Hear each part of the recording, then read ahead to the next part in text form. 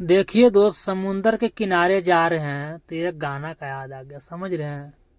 समुंदर के किनारे जब जा रहे थे वो गाना का याद आ गया, आप लोग को उस गाना को सुना देते हैं। कि जहिया से लैला कहे, कि जहिया से लैला कहे, कहियो न कोढ़िया घुमैला कह गे माइया। कि जहिया से लैला कहे, कहियो न कोढ़िया घुमैला कह गे माइया।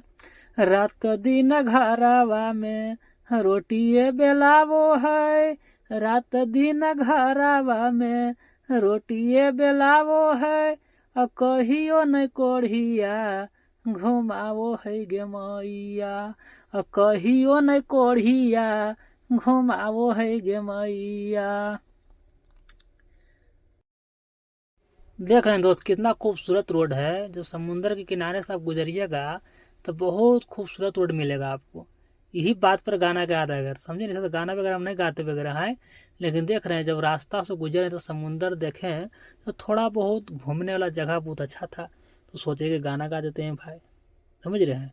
और देख रहे हैं कितना सोलिड रास्ता, देख रहे हैं कितना खूबसूरत है और कितना अच्छा जगह है। आगे हम आपको दिखाते हैं, बहुत मस्त जगह है घूमने लायक, समझे ना।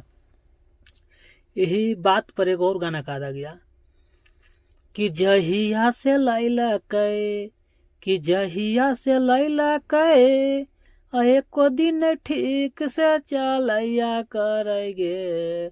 कि जहिया से लैला कहे, एको दिन ठीक से चलैया करेगे।